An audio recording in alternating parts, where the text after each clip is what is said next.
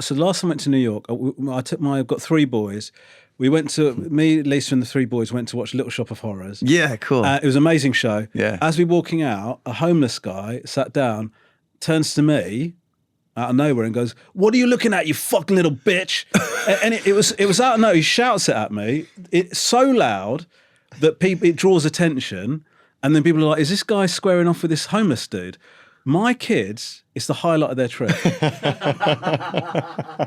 They fucking loved it, man. They were like, why? For the rest of it, why do you think that homeless guy thought you were such a little bitch, Dad? I'm Michael Urie, and I'm going to be on the Romesh Ranganathan Show.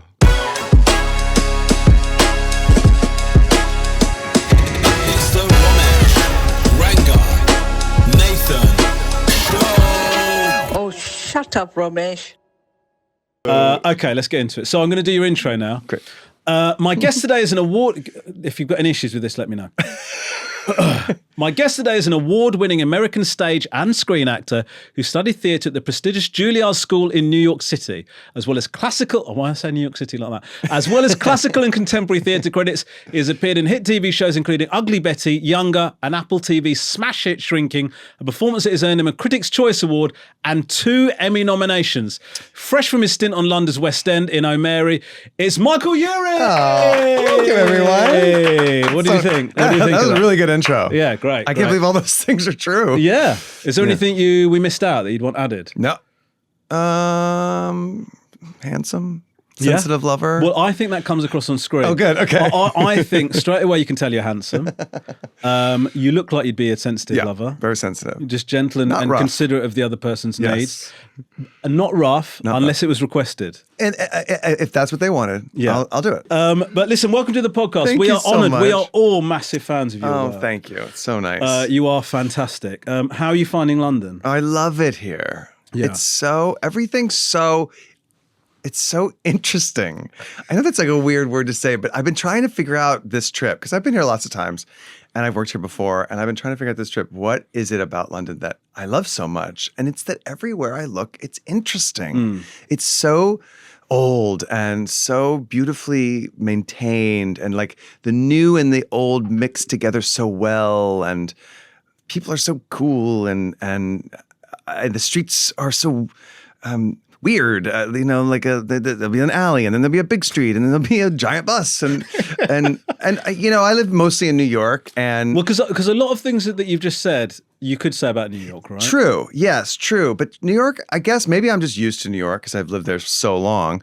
But maybe it's also that like New York is so much newer all around, and every once in a while there'll be like a pretty rancid smell here. I'll walk by something and I'm like, oh, that's awful. That's an awful smell. But in New York, that's what we're really used to. Lots of rats, lots of stinky stuff, and then like some beautiful areas. Yeah. And it is a fabulous pace and exciting, and there's so much great stuff going on.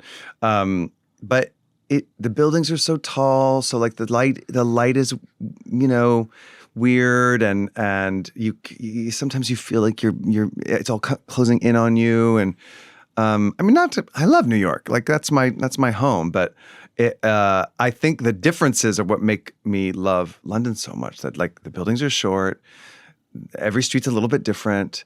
The grid in New York is very great. It's very easy to get around. Yeah. It's very easy to find like 16th and 6th because it's great to be a visitor to New York. Right. It's very helpful. And that's great. And riding the train is really clear and easy because it's just, they only go one way or back and forth, but it gets mundane, I guess. There's something about it that's kind of mundane. It's electric and very fast paced, but anyway. I think a lot of people from London or from the UK, or a lot of people that know London sort of go, I think they think that New York is the most likely place they'd live in the States. I think people feel like there's a lot. It's got a lot in common, and I feel like I've spent time. I mean, I love New York. Yeah, I've also spent time in LA, and I've got nothing against LA. And I know you've spent lots of. Yeah. You almost exclusively work in LA now. Yeah. But when I go to LA, I do like it, but I don't. engage with it in the same way that I do New York. I think Yeah. New York's got a very specific thing that appeals to Londoners, I think. Yes, New York and London, you can hit the ground running. LA takes a long time to figure out. Yeah. You have to find like the area you like to be, the people you like to be around. You can't just like go anywhere and be like, this is LA, because there's a lot of it. That is such a great summary of it. Because I remember like going to LA, I was filming out there, I turned up and like all of my friends were like, LA, man, it's good, it's so sick. And I was like, I spent like a few days, I was like, is this LA? Like I can't. is this I'm even not LA? experiencing what I've heard about. Do you know what I mean? It's weird. Like I remember the first time I went, I was driving around and I was like, it's LA. And I saw a street and I was like, that must be an important La Jolla Street. I've heard of that. I'm going to go down that street. And I went down it and I was like, there's nothing here. It's just like there's a shop, there's a house. There's nothing that says LA here. Yeah. And then I got lost. And then like an hour later, I finally found my way. And like that's the other problem with LA. You can make a wrong turn and it'll cost you an hour. Yeah. Yeah. That is a crazy problem. And if you walking in LA it's illegal, right? You will get mugged. Yeah. You will get arrested. Yeah, you should not. Yeah. But then like I remember we moved to LA, my uncle's with me and he said I'm gonna have a wander around. He had a walk around and he was gone for like an hour, came back. And he said, oh, you know the shop down the road, the second-hand shop? I said, yeah. He goes, the woman that runs it was in Back to the Future. And then I was like, okay, we're in LA now. Okay. Do you know what I mean? That's LA. LA, yeah. But once you find like the spots you like, it can be really great. And actually, it's taken me many, many years. Like it's this job actually that I have now, shrinking, that has I finally got. I finally started living on the east side because I was always like, I'm going to stay in West Hollywood or Burbank, which is near where I'm working. But those are places that I don't really think I've never been happy there. Right. There's a lot of like sad stuff in LA. There's a lot of like really like dilapidated buildings, and a lot of the industry has left. So there's a lot of like empty studios, and there's a homeless crisis in LA, and so like you have to find the place where you're not unless you want to like be around all that stuff, and you want to like you know engage with all that stuff. You got to get out of the areas. Like I stayed downtown once, and downtown's really amazing because it's sort of tall buildings, and I'm like, oh, this feels familiar. And you'll be walking down the street, it's like, oh, this is so beautiful, and it's sunny, and these buildings are great. And then you'll turn a corner, and it's suddenly you're terrified for your life because there's people that have had serious things happen to them, and they're going through horrible traumas and on bad drugs, and then, you know, I live in Echo Park there, which is the cutest neighborhood, cutest area. And I'm up a little street and it gets quiet and I love it. And I can walk places. Yeah. I actually can walk places. But yeah, it's not like New York. You can't just like arrive in LA, walk out your door and see the Hollywood sign. Yeah. I mean, that's the thing. New York, you're accessing New York straight away, right? Right. Well, look, Michael, it's an honor to have you on the podcast. We've actually got you a gift. I heard I was going to get. This is very nice. So, thank you. Yeah, I'll present it with that comment, and then we can talk about what you've got. I love all the colors, and I wore this green. Yeah, it's really nice. We heard a rumor. Now, one of them is sort of slightly counterintuitive. Oh, beard oil. Beard oil. Now, yes. You don't like having a beard, right? Is that? No, I don't. I don't. But no, I don't care for my beard. But would you describe this as what you've got now as a beard? No. Okay. No, this is like scruff. Okay. It's a little lower than it's been. I'm more mustachy right now. Sure. I don't know if you can. So for O'Mary, I went much lower than usual, and I'm growing the mustache, and I even color it in for the show to make it darker. I don't know what it is. Okay.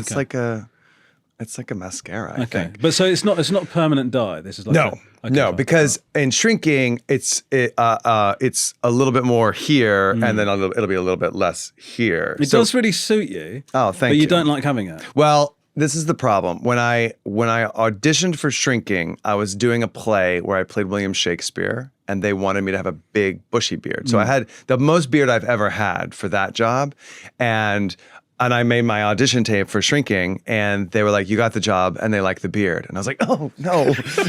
It's terrible. So I've had to keep it, and every season I've made it shorter.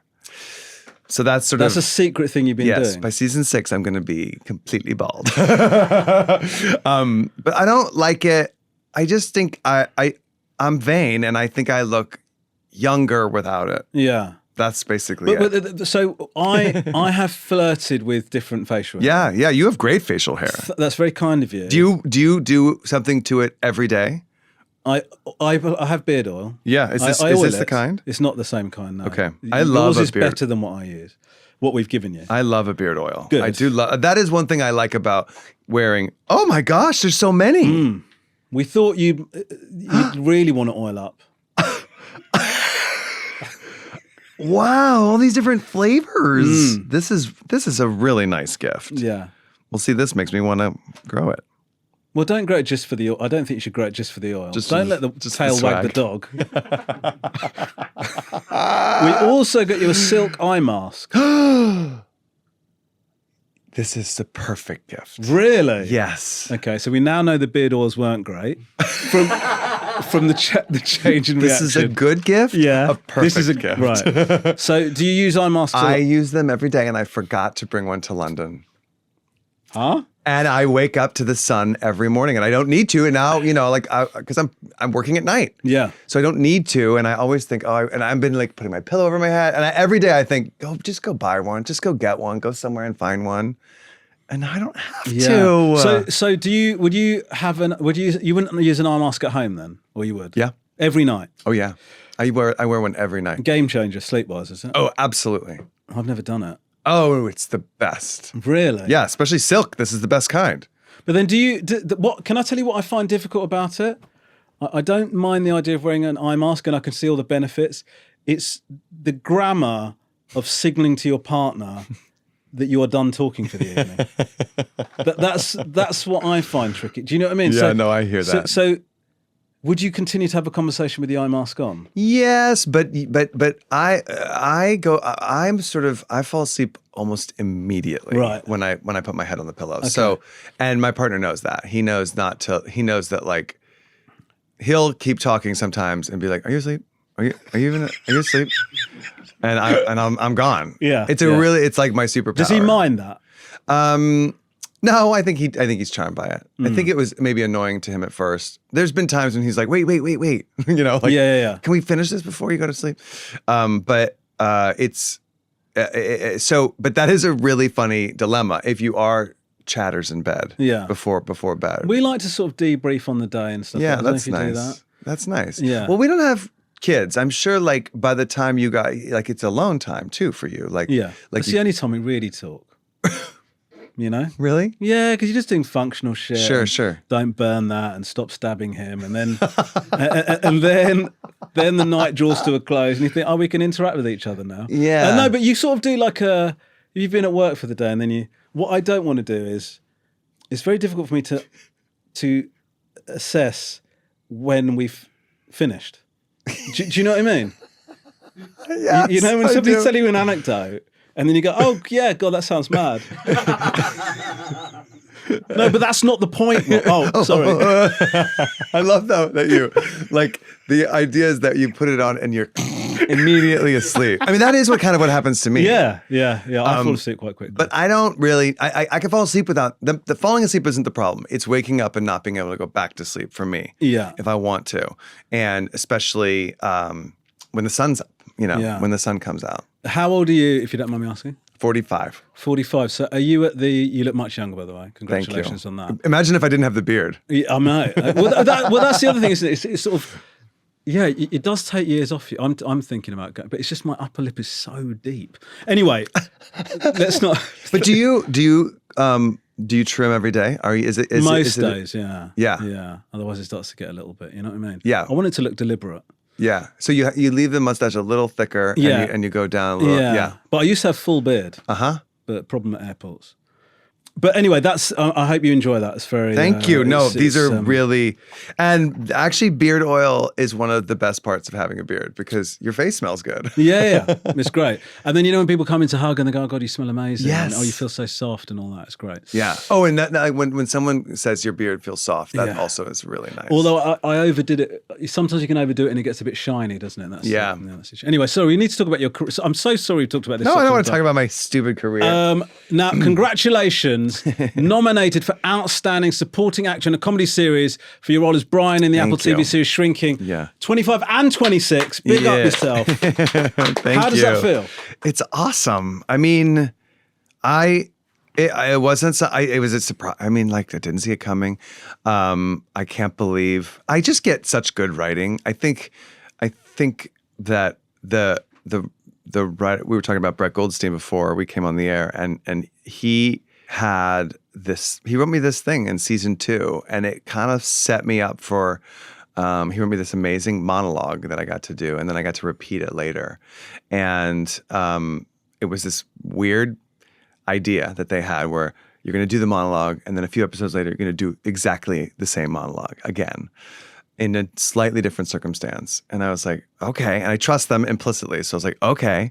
And it just like really kind of set me up for, I think I had a great role, and I was a great part of the show, a great flavor of the show. But I think that that's what made things different for me. And I also think like the writing on the show is so good that there are 8 main characters, and every episode they grow.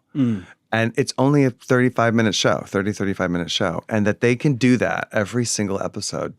They have 8 mouths to feed every week, and somehow they give us all something that it makes us evolve into a new and that we get to play characters that great. It's not like a sitcom where it's just same characters, new adventure. No, and that's what's so great about it. And I think actually when you're watching it, I think that the evolution of what happens to the characters feels very gentle across each episode.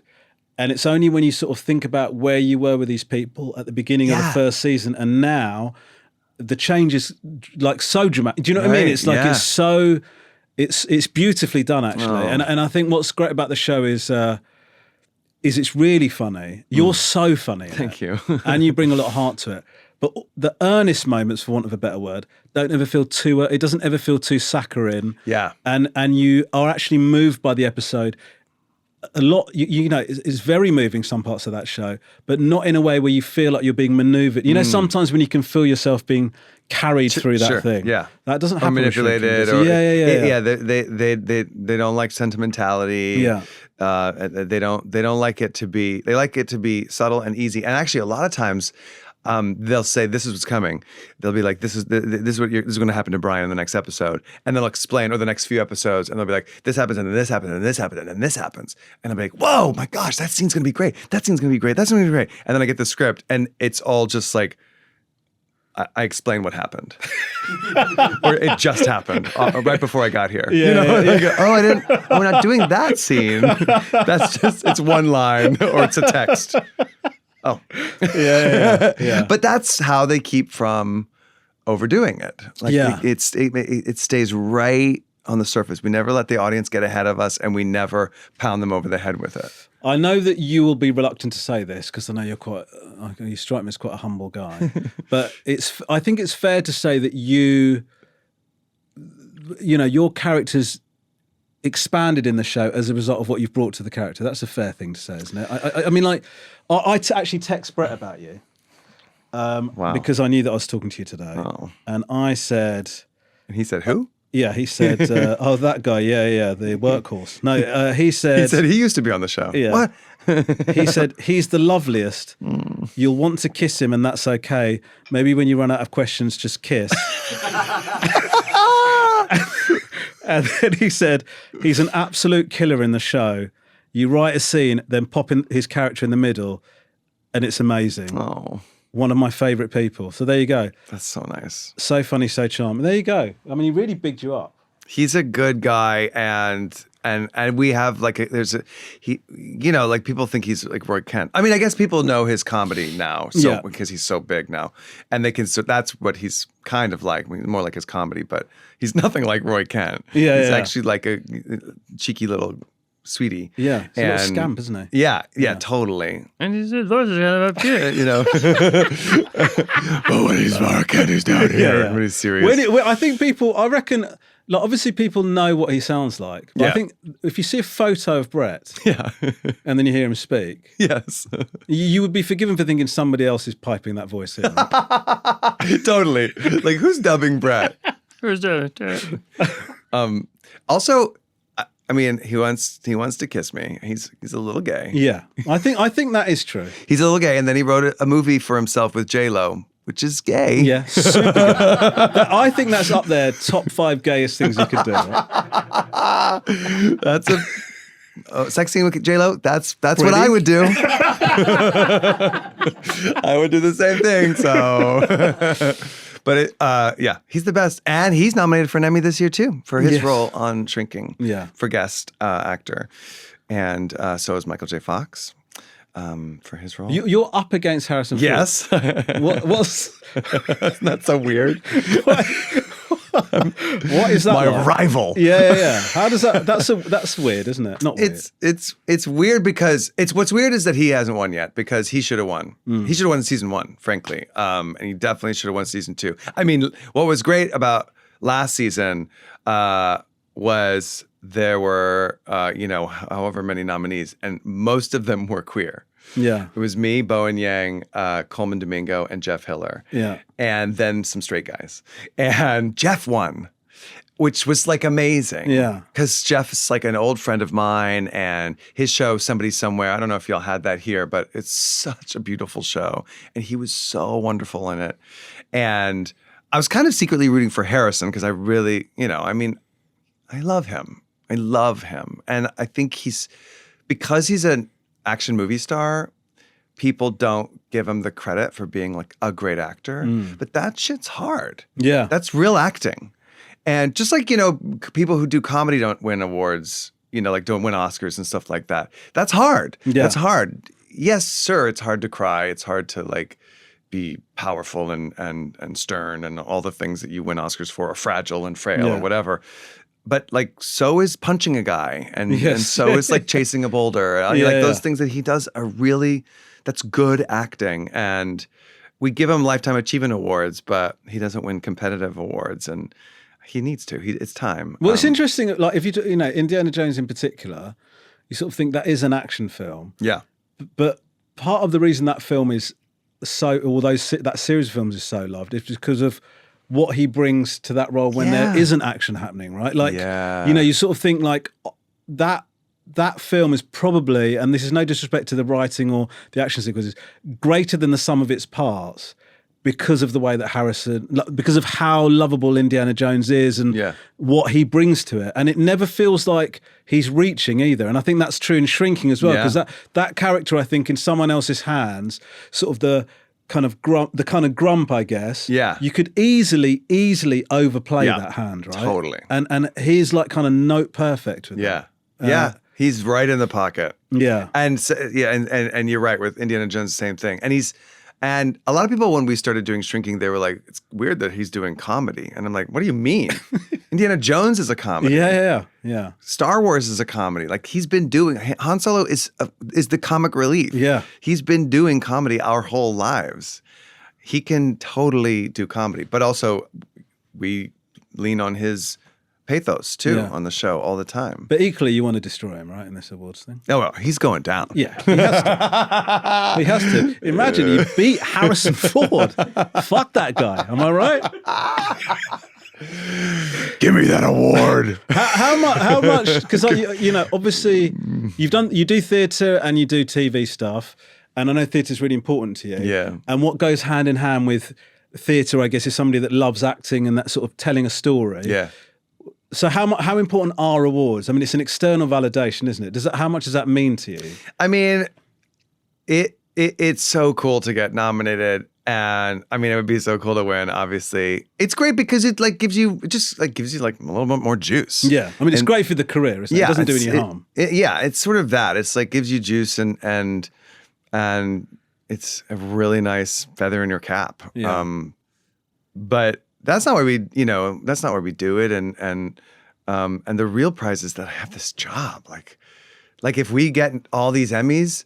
Get nominated for all these Emmys, maybe we'll get to do the show longer. That's kind of what I think. It's like I just want the show to keep going, and I want to keep working. And if this all helps that, great.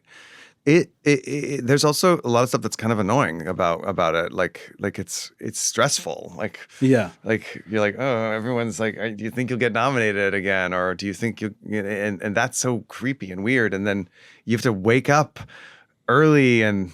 I mean, I don't do it. I one time thought I was going to maybe get nominated for something, and I woke up and I watched and I didn't. And I was like, I'm never doing that again. That was so sad. Oh, really?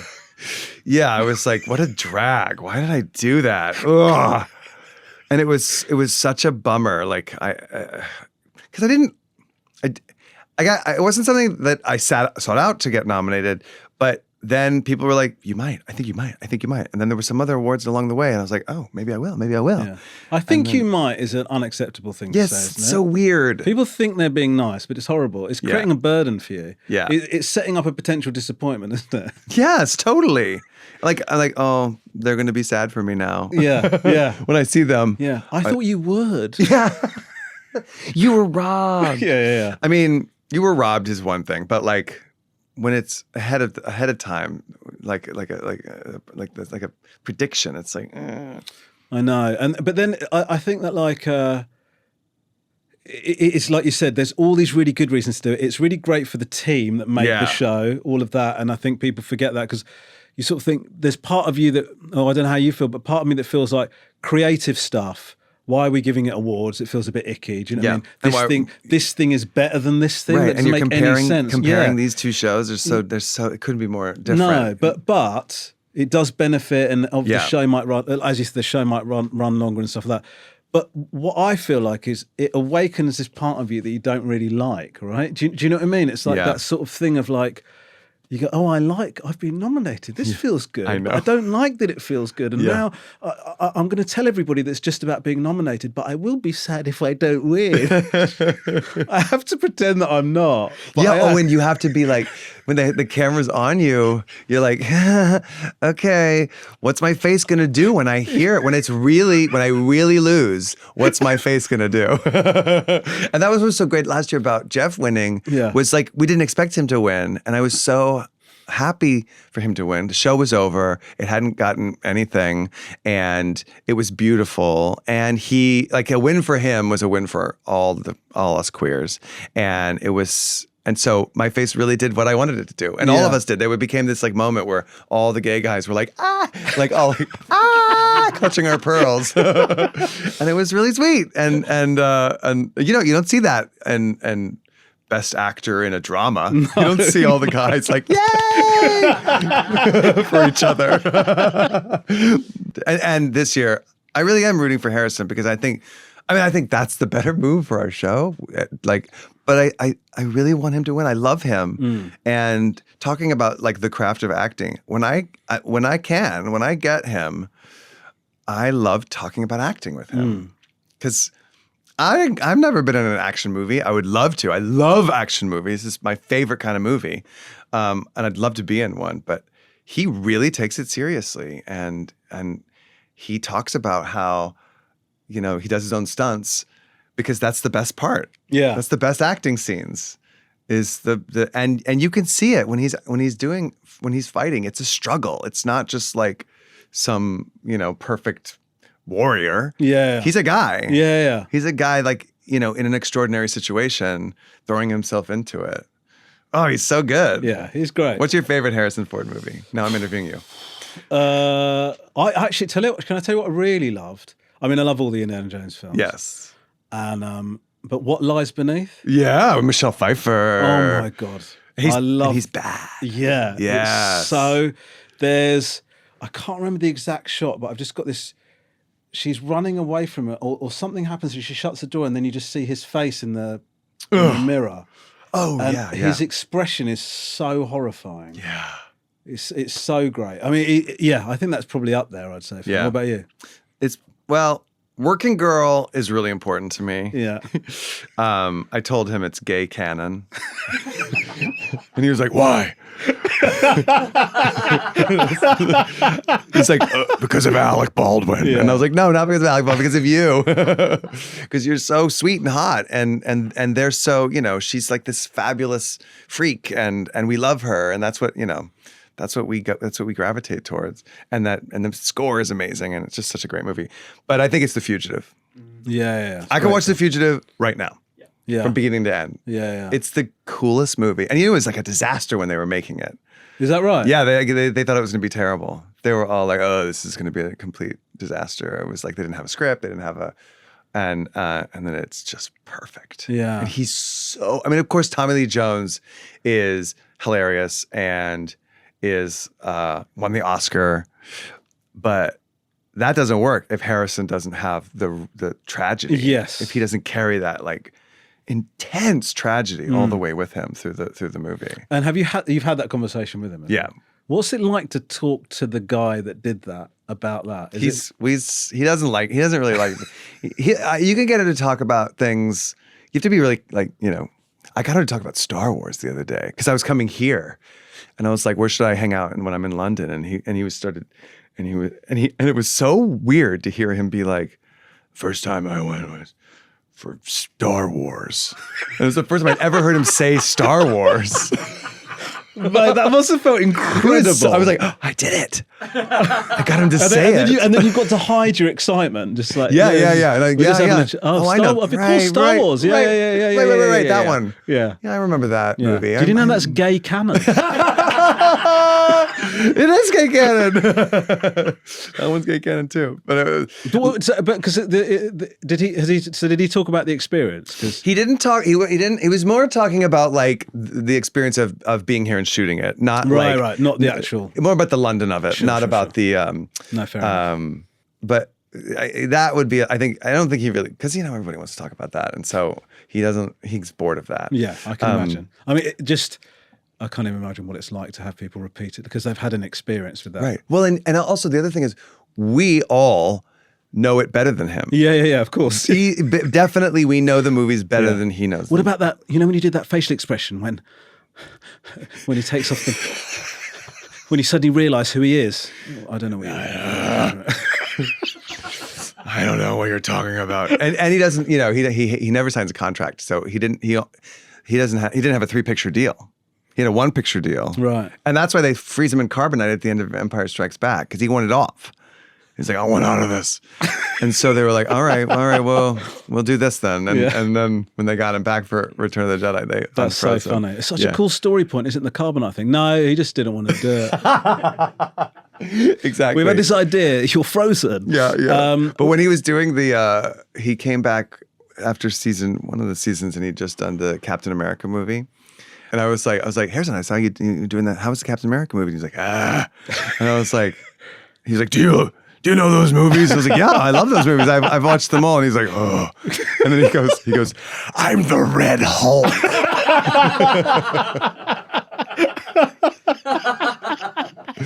So fun. Can we talk about that Les Mis scene? It's so brilliant. Yeah. You sat in the front of the car just going for it. How did that come about? So Jason Segel and Neil Patrick Harris used to be on a show called How I Met Your Mother together. Yeah. And I guess when they were shooting that, they would, there was years and years of doing that. And Jason's very musical. He taught himself music and has a great voice, plays piano, taught himself piano. And of course, NPH is a musical theater guy, and they must have just discovered that they knew all the lyrics to Les Mis. Right. And they would do that. And then they did it in a couple of interviews. So that was like a parlor trick that they did, which I didn't know until this came along. Bill Lawrence my boss came and knocked on the door, and he was like, "We got this idea." And anytime he knocks on my door and says we have this idea, it's going to be great. You know, like he's always like he's like wants to make sure I'm okay with it, but it's always something really fun, big swing, and like the monologues or Les Mis. And so he explained it to me, and he was like, we're thinking we're going to do that. Do you think you could learn that? And I was like, learn it. Just tell me which part I'm playing. And so I got to be Javert, which is the part I wanted. Yeah. And whatever. I've been in some musicals, and I can sort of sing, but it's really more of it's more like I'm really more like holding out pitches than singing. So I'll never actually be in Les Mis, but gosh. You could be in Les Mis, couldn't you? I could be Thénardier, maybe. Yeah, you could do that one. But Javert, like, you really want a good voice. I don't know if I could really handle it. I'm more of a comedy musical theater person, but boy, was that a fun day. Mm. And is it true, or is this a myth, that Harrison didn't know that you were going to do that? He knew something was going to happen. Right. But the script just said Jimmy and Brian sing the confrontation from Les Mis. Right. That's all it said. It didn't have like lyrics. Yeah. And I don't think he knew what Les Mis was. No. Or and he's not going to have looked it up to know what his reaction is. No. And also there's another thing he talks about with acting and the reason why he likes doing the action so much. And he talks about this a lot with the Parkinson's. Because his character has Parkinson's and he doesn't, he's like, when you have Parkinson's, you don't know what it's going to be like day to day. And he's really invested in this surprise. So he loves a surprise. So, and if he doesn't have to learn lines, all the better. Yeah. So here's a scene where he doesn't have to learn any lines and he can just react. Yeah. And of course his reaction is incredible to it in the back. And he does they sent me the dailies the day after, which was the only time they've ever done this. They sent me the dailies, and it was just one shot, one take, and it was a locked off shot of the three of us. And I was like, oh, I can't wait to see my work, to see my Javert, and to see how Jason and I play off of each other. And I just watched Harrison in the back seat reacting, because it was just so real. He was confused. He was annoyed.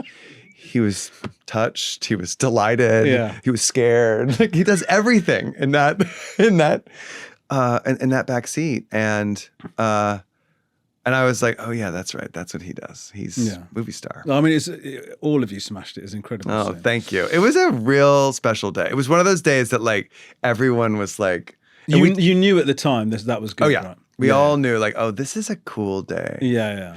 Because we were driving around Pasadena on a trailer. We're not really driving. It's like pretend on the back of a trailer. And it was a beautiful day. And people were like, like they see us drive by and they're like, oh my God, oh my God. Oh my God.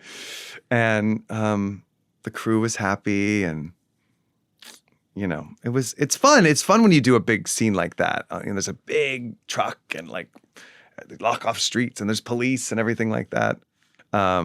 What do they call it when they do the thing when they put the car on what is that called? Okay, it's called a process trailer. Right. But I don't know why.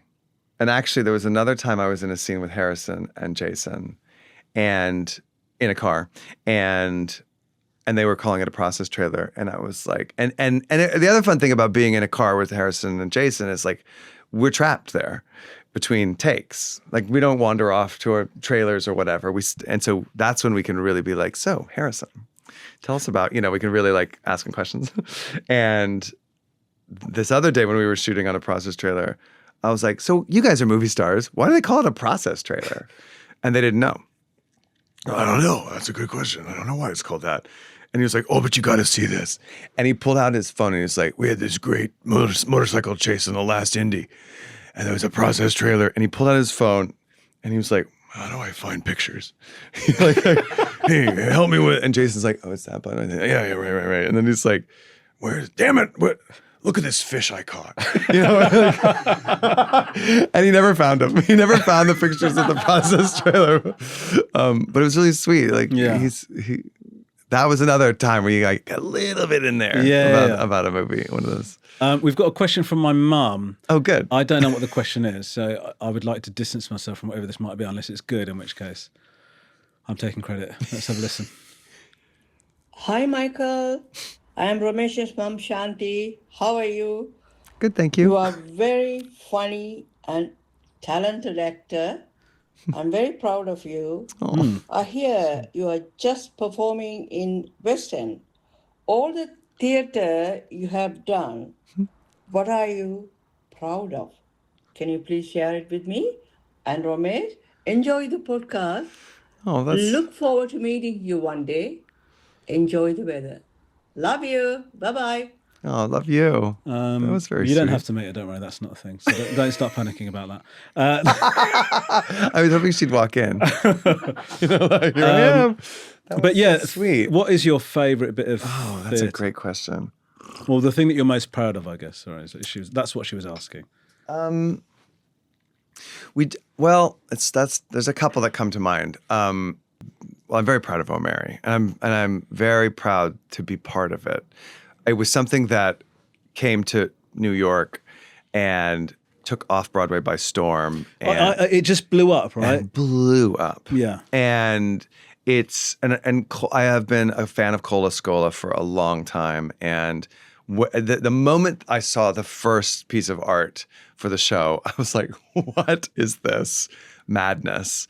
And I was so excited, and then it was a huge hit off Broadway. Couldn't get a ticket, and then they moved to Broadway, and I was like, "Oh gosh, I hope it does well on Broadway, because Broadway's a really tough. It's a really tough place to succeed, and it has gone better than anyone expected. I mean, I'm sure some people saw it coming. Those producers ended up being very clever, and the play is just amazing. And then it came here, and it works here. Yeah. And it's a hit here. So, I never thought I didn't think that I'd ever get to be in it, because I didn't think I'm not quite what they want for a Mary. I'm not really right for Mary's husband. And when they came and asked me, I'd literally, my partner and I had just been talking about how much we loved it, like the night before, and like how wouldn't it be fun to be, maybe I could be Mary's husband someday. Maybe I could do Mary someday. That would be fun. And then they were like, we want you to play Mary's teacher. And I was like, Mary's teacher? Mary's teacher? Because like this is a role that I thought I would be for it, and I never even thought of it. That wasn't on the list of possible. No, I just never even thought that. And it's such a, and I can't say much because it's like there's a lot of great twists. Yeah. So I don't want to say like really what he does or what it is, but it's everything it's a role that has all the things that I love the most in it. And so I was honored to get asked, and even more honored to get asked to come here and be part of the capture. We're filming it next week. So I'm really proud. That's sort of more, I'm proud of like myself for like that happening and grateful. But it is, I mean, Oh Mary is, I went to watch it a few months ago, and it's so funny. Yeah. I actually genuinely can't think of many times I've been in a theatre where the laughter explodes at so many points during that performance. Yeah. There are things that people scream at. And like people like they're watching. I don't know. Like people are doubled over. They're sort of shocked, but it's not shocking. It's shocking in a good. It's not like it's just like. There's so many cool left turns in it and surprises. It was such a good time. It's a breakneck pace. It moves at such a fast pace. You can't believe how quickly. And when it's done, you're like you can't quite believe it's done. Like it was. Yeah. It's like a roller coaster thing. I watched it before we started here with the cast, the British cast before we took over, and I hadn't watched it in over a year, and. Oh, it was just so wonderful to be reminded of, and I was sitting in the back, so I got to watch people too, just how shocking it is and how surprising, and how many laughs there are and how it never, like there's some plays, I've been in lots of plays that are funny, and when the audience starts laughing, you wait. But we don't wait. No. We just blow right through. We wait a couple of times just to make sure you hear something. But like for the most part, the sound design is good enough that like you'll hear it. Yeah. And so we just keep going, and the audiences are like, well, okay. And catch up. And then the between scenes, it goes to pitch black, and you're just like, what is happening? What is going on? And then another scene starts right away, and there's no time. Sam Pinkleton, who directed it, is brilliant. And Did you notice a difference in between? Because obviously it's American history. yeah. And so it was on Broadway, off Broadway, then on Broadway. Seeing it in London and the West End. Yeah. Did you notice a difference in the way that audiences were responding to it? Or was it So no, actually, I thought I would. Yeah. But maybe a little bit, but no. I thought there would be more of a difference.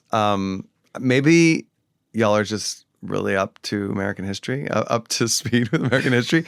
There's also a pre-show announcement here that we don't have in America that gives you just 3 little important points in a very cute, funny way that are kind of all you really need to know. Who Abraham Lincoln was. He was president during the Civil War. He was assassinated by John Wilkes Booth shortly after winning the Civil War, and he had a wife named Mary. And that's really all you need to know. Yeah. That's what happened to that guy, and this is who he was married to, and here she is. Here's our version of her, which is like, completely fabricated. But I was prepared for the reaction to be different, or less at times. Well, I wondered when it first started, how it was going to go over, because you sort of think, I've heard, you've heard that it's a phenomenon in America, but obviously they're going to have a different relationship. Is it going to work here? Right. But obviously it's absolutely smashed it. Yeah. It's I crazy. saw another play here that is a very different kind of play, but has some things in common. It's 1536. Have you heard about this play? Yeah, I've heard about it. I've not seen it. Whew, I've heard about it is incredible. Yeah. Totally thrilling. And it is about a piece of British history. And when I told some people I was going, they were like, "Well, do you know the story?" And Very condescending, that, isn't it? it's a bit. Well, I mean, okay. Well, cool. You're going, but maybe do a bit of background reading. Read a book. Try. And the thing is, Oh Mary is not really about American history. It's just like sort of put there, and It's just the backdrop, essentially. yes, right? exactly. And 1536 is the same. It's not really about Henry VIII and Anne Boleyn. It's just during that time, and I knew that Henry VIII had 6 wives, and I knew that Anne Boleyn was one of them, and that's really all I needed to know. I don't think I missed anything, and it also moves at a breakneck pace, and there's no time to think, and there's no time to, and obviously it's not obviously, it is not a comedy per se, although it is at times very funny. But I remember thinking, oh, this is kind of like, there are similarities to these two plays. One's about, one has a backdrop of American history, one has a backdrop of British history, but you don't really need that. And I think 1536 should go to Broadway, should come to New York, because it is really about so much more than just this like slice of history. Obviously, theatre is incredibly important to you. Yeah. What is your relationship with it, and why does it continue to be such a big thing for you? I think there's something. It's interesting. Right, we were talking maybe before we started about doing it night to night, and about especially if you've never done theater, how that is it's weird. Like in TV and film, you do it until it's perfect, and then you're like, great, we got it, let's move on. And in the theater, it's every night you go back and do it again. And especially with a comedy, when you're rehearsing it, it can get really frustrating because it stops being funny to everyone in the room. And you're like, well, I don't want to do this anymore. And what's going to happen? And then there's always a point in the process as we get closer to an audience coming that I get this very like warm and emotional feeling about when the audience is gonna come in and they're not gonna know what we're gonna do. And it's sort of cheesy and silly, but like they're gonna come in here and they have no idea what we're gonna do. We've been in a room together for a month planning it. And then we're going to go and we're going to make sure it's all perfect. And then we're going to do it for them. And they have no idea what we're going to do. Even if they know the play, even if they've seen it before. Tonight's different. Yeah. Like they really don't know what's going to happen. And I think that is the thing that makes me always want to go. It's that secret sauce. It's the relationship between the hundreds of people who come in for the first time and those of us who've prepared it. We're going to give them something that they have not experienced, even if they've been before. It's not quite the same. And I'm sure you feel this way with stand-up too, where if you have a show that's, set that you do the same jokes, it's not quite the same from show to show. No, and also sometimes one of the things that people say to me is, because I laugh a lot after I don't laugh at people go, how come you're laughing during the show? But actually what happens is I know what I'm about to say. And then sometimes I'm laughing at of their reaction. Because sometimes you might say something quite shocking and then you hear the laugh and I sort of get the giggles about the fact that I've just said that thing to them. Do you know what I mean? I love that. That's exactly it. Yeah. So you're sort of enjoying their reaction. Yeah. And I do feel like when, with stand-up, you don't say exactly the same thing every night, but you can see into the future. You can see into the future. It's like what you're saying. I know that we're building up. There's an excitement going. I'm building up to a big punch here, or this routine is going to build and build and build, and then I'm going to drop all of that is really exciting. Yeah. And so it's an audience that makes that happen. And also, I think when you go and watch theatre, and often people really enjoy drama and comedy on TV and wouldn't ever think about going to the theatre. Right. The difference in that experience is you are watching it. The fact that you're in an audience adds so much to that experience. Yeah. I think is that kind of thing of being in a room with everybody that's experiencing that thing for the first time is pretty exciting. Do you know what I mean? Yeah. And I don't know how you feel about this, but one of the things that I grew up not thinking theatre was for me, I just sort of never thought. My parents didn't go to the theatre. It was like a posh thing, basically. Do you know what I mean? Sure. And then it was only when my wife started taking me to theatre, she was a drama teacher, she started taking me to theatre, I was like, holy shit, this is a great night out, right? Is that in America? Is it as exclusive as it? Yeah. It feels pretty exclusive. Yeah, I think it's more exclusive in America. Frankly, right. I feel like there are more walks of life that come to the theater here than there. I think it's more of a, I don't know. I feel like it's a more part of upbringing here. One's upbringing. I don't know. I mean, obviously I don't know. I mean, the ticket prices obviously make it. They force an exclusivity onto it, right? Regardless of whether you want to go or not. Yes, for sure. Because you can just stay at home and watch TV for free. Yeah. Or go to the movies and see something for much cheaper. I guess if you're going to watch a film, if you don't enjoy it, you're like, I've lost 18 quid or something. Right. Whereas if you go to the theatre and you don't enjoy it, 100 that's a real kick in the dick. Yeah. Yeah, and that'll turn you off forever. Yeah, potentially. Yeah, I'm not going to roll the dice on this again, right? That's a thing, and in America, it's a major thing. And in America, it's not.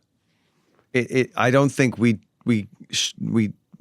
teach our children about the theater enough for them to love it. Yeah. And I think that there's a lot of theater that doesn't that reflects a particular demographic back to its audience. Yeah. And so those people like it more.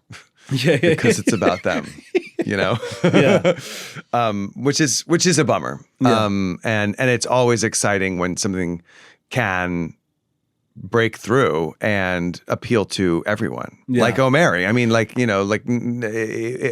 I defy anyone to not enjoy that Well, play. I did. You know, when I went to watch Oh Mary, one of the things I thought was amazing about it is you are sat amongst people. I mean, as we were leaving, there were some people in there, and I thought, I can't believe you've just watched what I've watched. Do you know what I mean? In terms of what I've just seen, I can't believe that somebody that looks like you has just watched that and looked like you loved it. Do you know what I mean? Yeah. It's mad. Yeah. And it's like in a good way, in a really good way. Yeah. You just go, holy shit, man. I would have thought you'd have hated this. But we had fun, huh? How about that? It's a great time, wasn't it? Now, with that in mind, you're talking about reflecting theatre back, you are obviously a real advocate for queer theatre. Yeah. And you founded Pride Plays. Yes. Can you? Thanks for asking. What's that all about? To that that end, what we've been discussing about access and what stories get told. I and my co-founders of this festival, Pride Plays Festival. Obviously, there's no lack of queer people in the theater. Like it's a haven for queer people to find. But so often, there'll be a stack of plays on the desk of someone at a theater company, and they'll put plays in the queer pile that don't necessarily belong together. We contain multitudes. There's lots of stories about queer people, and to put, like a tragic story of, people suffering from AIDS in the 80s with Oh Mary is not fair. Yeah. That's they're so very different. And so a theater might not program both of them simply because, and but it's not a genre, is it? Do you know what I mean? Right. It's yeah. Right. I know exactly what you mean. Yeah. And that's their prerogative. If they don't want to program Angels in America because they programmed Oh Mary, all right, that's fine. You don't have to do that. Those two plays have nothing to do with each other. They couldn't be any further apart. But okay. And we thought, and New York doesn't have. So there's a lot of cities that have queer theaters, theaters that are devoted to doing queer work with queer artists, and New York doesn't. There's a few that do more, but we thought, what if there's a place where we can give queer actors, queer writers, and queer directors like an entry or mid-level opportunity, so that it doesn't have to be get all the way up to the top or bust. And we started the first time we did the festival, we did it for the 50th anniversary of the Stonewall Uprising, and it was also World Pride in New York. And we thought, okay, let's do 4 staged readings of plays. We'll do some new plays. We'll do some great works, maybe stuff that people haven't seen in a while, and we'll make sure that we include the entire community, all the letters, all the colors of the rainbow, all that stuff. And we were like, okay, 4 is not enough, and we ended up doing 19. And it was amazing. It was really, really thrilling. And every year the festival's taken on a different kind of a different look. And right now we're in a period where we're in a transitional period where we're trying to figure out what the next. We're trying to take a big step and not little steps, and really expand our tent, which is, we always say, how big can the tent be? And it seems to mean a lot to people that are interested in doing queer work and finding it hard to break into the business, because it's tough. Show business is really tough, and there's you can get really, really rich really, really fast if you hit the right jackpot, or you can struggle and do amazing, incredible, great work for audiences of 60 in basements. And we just want to level that up a little bit. No, look, it's an incredible thing to do. Thank you. Man. So well done for doing it. Thank you. We're going to play a little game now. Okay. It's called Misquoted.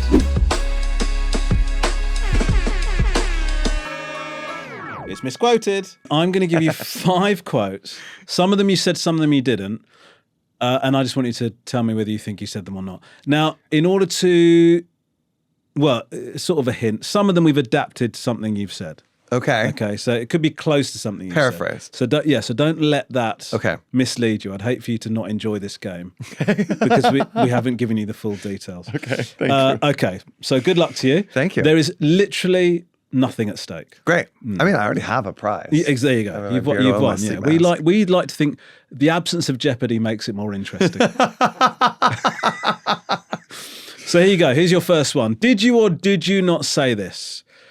I've played enough fabulous gay guys to last a lifetime. I think that sounds like something I said. No, You didn't say I didn't say that. No. It's well, is it close to it? It's sort of similar. I've played a lot of mean gay guys. And now I'm playing a nice one on shrinking, is what you actually said. Okay, that's fair. Yeah. The to last a lifetime is what gave me a little bit of pause because You're not done. I'm not done. I'm not done playing fabulous gay guys. Okay, here's your next one. So that one you got wrong. Okay, fine, fair. But there's no nothing at stakes. stake. There's nothing. That's literally as high as a Jeopardy gets. There's me going, you got that one wrong. Great. And if you can take that, I think you're fine. Yeah. Here's your next one. He's not mugging like I do. He's just behaving, and that's why he's a movie star. Oh, I said that. Yeah, that's something I said. You were talking about Harrison Ford. Yeah, for sure. He's not mugging like I do. You don't mug, do you? I mug. You think you mug? Yeah, I mean, I have much sharper edges than Harrison. Harrison's much more organic. And, Right. Yeah. Right.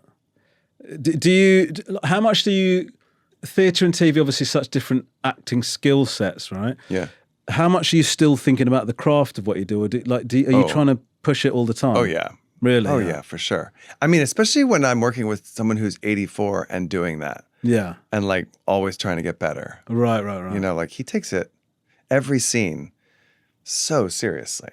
Yeah. And you know, you don't give anything less than 100 when you see a guy like that. Yeah. Who's 84 and richer than, you know. Yeah. Why? I wouldn't give a shit. You Really? know, if I had that much money, I had that career behind me, I'd fucking phone it in every day. And they go, what are you going to do? Is Romesh? Yeah, he was shit in that scene. But he's rich. Okay, here's your next one. I swear on the abs of Mark Wahlberg. Is this like something I said, or maybe I said in something? Could it?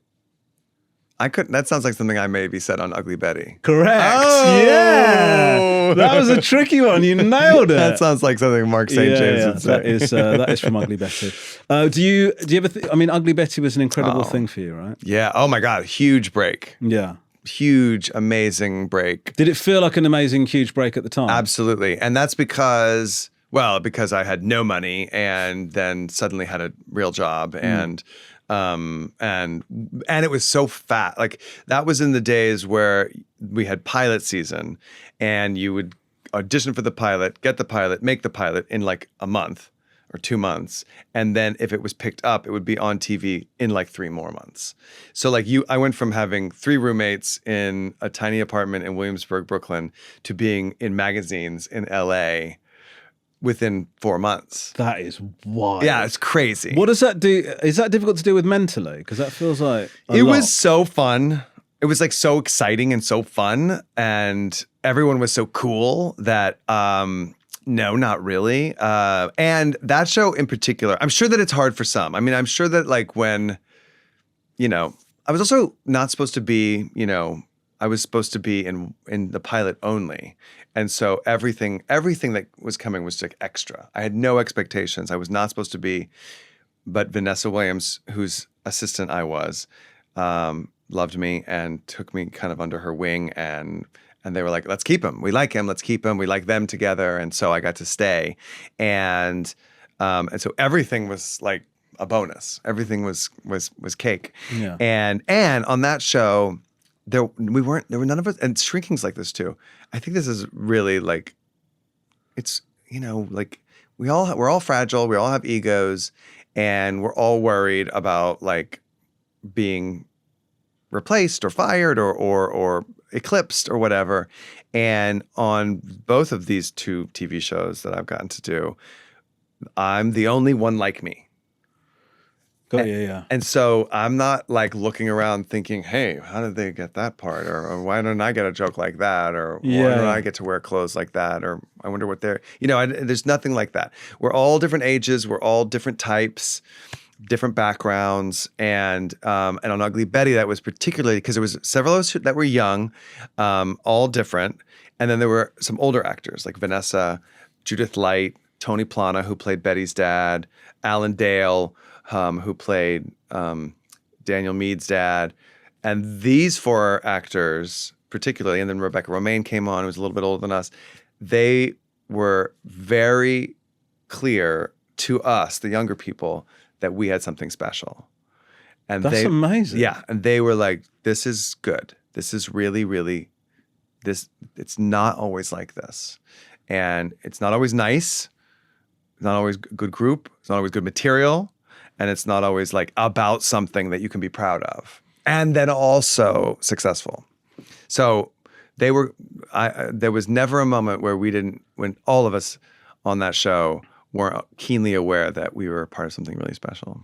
Vanessa Williams is in London right now. In The Devil Wears Prada. Yeah. And have you met up? Yes. Oh, I amazing. saw her. I was here a few months ago and I saw her. She's coming to see me on Tuesday. So yeah. God, that's cool. Yeah.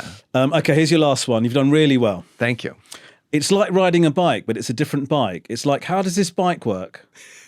I said that about O'Mary. You did? Yeah. I said that about doing O'Mary with Cola Scola instead of Jinx Monsoon. Yeah. Because they're both playing Mary, but they are so different and so brilliant. And that's what's so great about, like O'Mary is, it's like Hamlet. Like these characters could be they could have any kind of interpretation. They could have a Jinx Monsoon, or they could have a Cola Scola, or they could have a Catherine Tate. Maya Rudolph just did it in New York. Like there's so many different kinds of people that could play the role. And does that then, I guess that changes what you're doing in response, a little bit, right? yeah, a little bit. Yeah. For sure. And I mean, on my part, without giving anything away, is it's kind of reactionary. So I which is great. I get to sort of like take in whatever's coming at me. But the tricky thing is like pace is different, or size is different, or speed. Speed and volume and stuff. That's the calibration. Yeah. But it's great. It's really fun to do with different Marys. Yeah.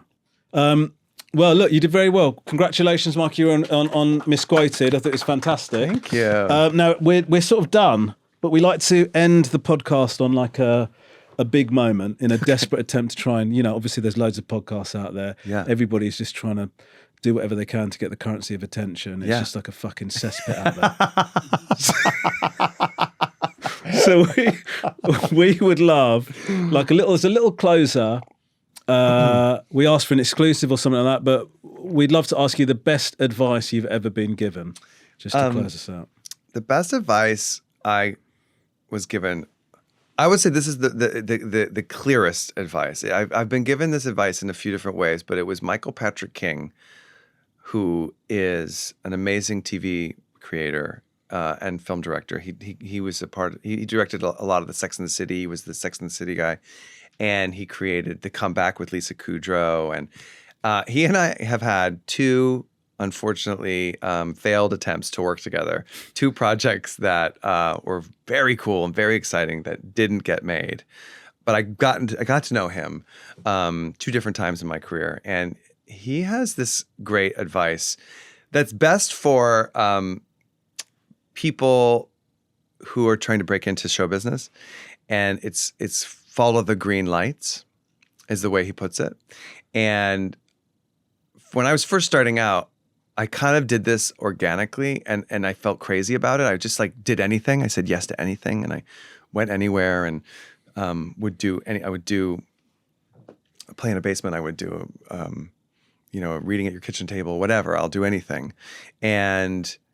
And then when he said follow the green lights, I had something that I was like, I'm not sure if I should do this or that. And he was like, follow the green lights. Don't hold out for something that may or may not happen when somebody wants you. Because sometimes this is like such a subjective business that sometimes somebody has to tell you what they want from you, what you're good at. Like I had dreams, there's things I wanted to do, and I thought I wanted to be this, I wanted to be that. This is the kind of thing the kind of work I want to do, and that wasn't happening. But other things were happening. They were like, no, we'd like you to come do this. I know you'd like to do that, but no, you'll come do this. And I was like, well, no, what about that? And it actually was the going where the people actually wanted me was the right move. Yeah. Not trying to fit myself into a mold that wasn't desired of me, but following the yeses, the green lights, not trying to push my way through a red light. Yeah, because weirdly, you're the worst at identifying Right. what the best things are you have to Exactly. offer, right? Exactly. And so you've got this perception of what it is you're going to be or what Yeah. you're going to do. And somebody just goes, you really, and then you can fall into the trap of going, well, no, I'm going to hold out for this thing. Right. And sometimes this thing's much better, or sometimes this thing can lead to that thing down the road, right? So, yeah, exactly. Yeah. It might put you in a position where you can make the decision Yeah. later. Yeah. But until then, go with what they want because, hey, they want. Yeah. They want. And that you can't take that for granted. They want is Yeah. something you cannot take for Yeah, granted. Right? if they want, Yeah. give. Yeah. Absolutely fantastic to Oh, chat to you. We're you such too. huge fans. Thank you for coming on. Thank you. This Michael is- Urie, everybody. Thank you so much for watching and listening to this episode. Before you go, if you've enjoyed this episode and you've not subscribed, that's a bold decision. Crazy behaviour. Follow and subscribe to the Romesh Ranganathan Show wherever you listen. It helps me, really helps me. It helps the team. And it costs you absolutely nothing. We drop episodes every Monday and Thursday. Mondays I'm joined by great guests. Thursdays my mum Shanthi joins me to answer your questions and family dilemmas. I'll see you Thursday with mum who, let's face it, is who you're actually here for. If you've got a problem you want to solve or a story you want to share, send it to podcast@rangaby.com, voice note or text us on 07731 623 355. We can't promise good advice, but you might end up on the show. See you soon! Oh, shut up, Romesh.